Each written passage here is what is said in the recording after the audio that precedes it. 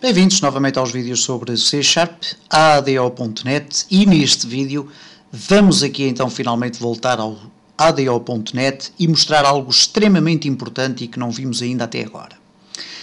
Se bem se recordam, num dos vídeos iniciais nós tínhamos esta situação. Eu vou aqui executar o meu código e quando nos aparecia um formulário, nós podíamos preencher, clicar no gravar, fazíamos uma concatenação da string de SQL com os valores que aqui eram colocados e automaticamente estes valores eram registados na base de dados.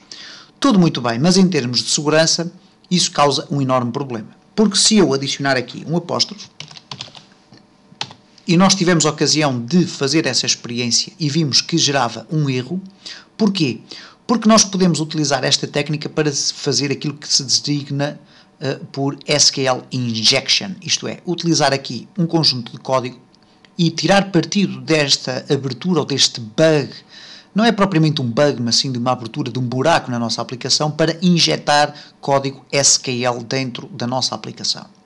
E nós queremos que a nossa aplicação seja o mais segura possível relativamente a este tipo de problemas. Daí que o sistema de gestão de bases de dados SQL Server CE, sendo um ADO.NET Data Provider, okay, contém, para além do SQL-CE Data Adapter, SQL-CE Connection, etc., contém o SQL-CE Parameter. E o SQL-CE Parameter, ou parâmetros, como agora lhes vamos começar a chamar, é um mecanismo que nos permite, então, jogar um pouco mais pela segurança. Se eu quiser introduzir um valor com apóstrofos dentro da minha base de dados, utilizando concatenações na string de SQL, eu vou ter enormes problemas, ok? Porquê? Porque o apóstrofe vai entrar em confusão generalizada com uma string concatenada de SQL. Então a forma mais correta é passar este valor para um parâmetro do meu SQL. E já vamos ver como é que isto funciona e será muito simples perceberem de que forma é que isto irá funcionar, ok? E muito genericamente eu posso desde já dizer que a partir do momento em que passam a saber trabalhar com parâmetros em ADO.NET é extremamente mais simples e muito mais seguro, ok? Vamos então ver como é que vamos fazer isso, mas vamos fazê-lo de uma forma um pouco mais complexa, ok? Não há nada de mal nisso. Uma vez que nós estamos aqui a criar a nossa classe de gestão de BD, o que nós vamos fazer é... ok, eu tinha aqui isto adicionado. Vamos deixar aqui ficar. Eu vou voltar a explicar o que é isto que eu aqui tenho, que era o seguinte: a nossa classe BD até há bem pouco tempo tinha apenas dados para, ou melhor, um método para ir buscar dados a uma base de dados, que era este método executeReader, ok? Que retorna uma data table. Ora, nós precisamos de um método para adicionar, alterar ou eliminar dados de uma tabela. Okay? E é isso que este método executeNonReader, isto é, um método que não vai buscar dados, e por isso é que ele é void, é isso que ele vai fazer. Nós passamos para aqui uma string que é query, à semelhança do que acontece ali. No entanto, vamos adicionar aqui no início algo interessante, e que é o seguinte: vamos adicionar uma classe dentro desta classe. Okay? Vamos adicionar uma classe dentro da classe CLGestorBD. E esta classe vai ser a classe que nos permite definir parâmetros para o SQL. Isto não é obrigatório, mas é uma forma de nós podermos melhorar aqui a implementação do nosso código. E depois poderão até eventualmente usar este código para vosso próprio proveito, esta classe que eu estou aqui a criar. Então a minha classe, okay, que eu vou chamar aqui, classe que permite a criação de listas de parâmetros. E já vamos perceber isto, não tenham... ok, vamos colocar assim parâmetros.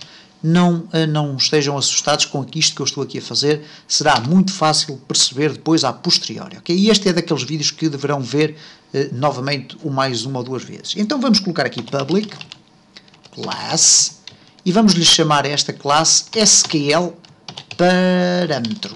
Okay? Vamos tirar aqui, ou melhor, SQL parâmetro, assim. Ok? Ora, esta classe vai ser muito pequenina, vai ter aqui duas propriedades públicas, ok? Public string parâmetro.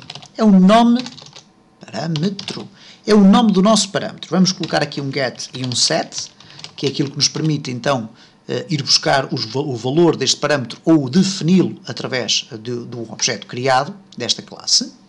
Depois vamos colocar aqui outro, que é o public, e neste caso vamos necessitar não de definir um string ou um int ou outra coisa de outro género, mas sim um object.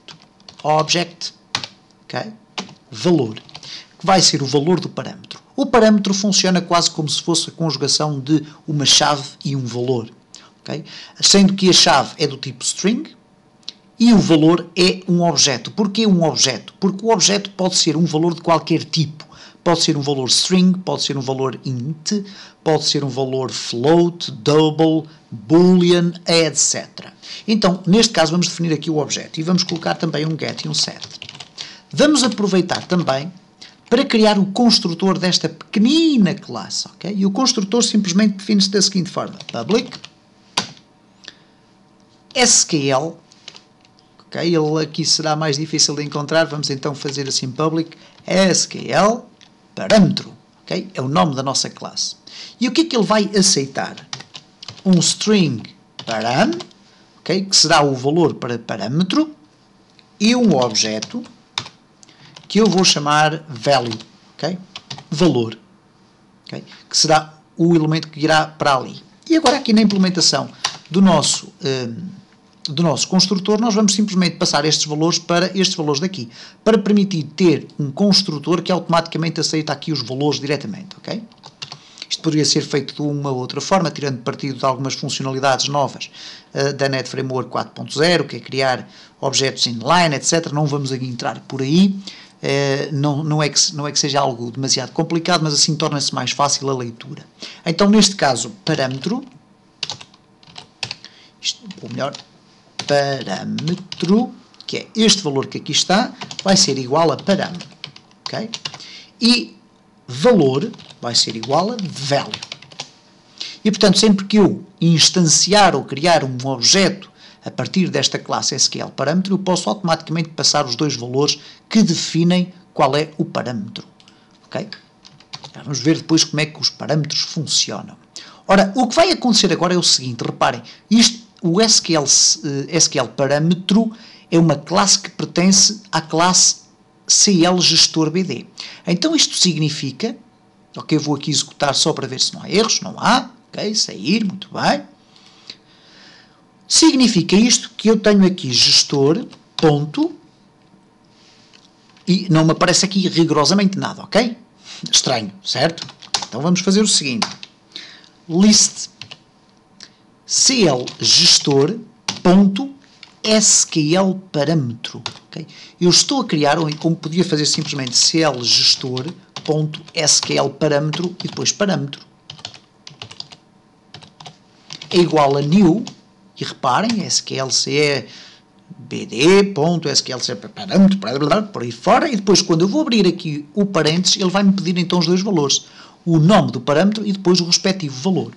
Ora, eu para passar parâmetros para uma ligação, eu vou ter que passá-los de alguma forma, ou um a um, neste caso não dá muito jeito, mas vou passá-los então dentro de uma lista, isto é, um conjunto ordenado, poderia ser um array, por exemplo, mas eu prefiro utilizar coleções, neste caso a lista, e vou passar listas de parâmetros, certo?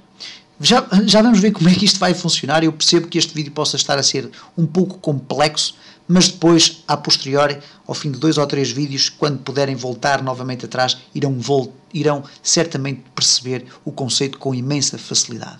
E, portanto, eu vou deixar esta construção para o próximo vídeo.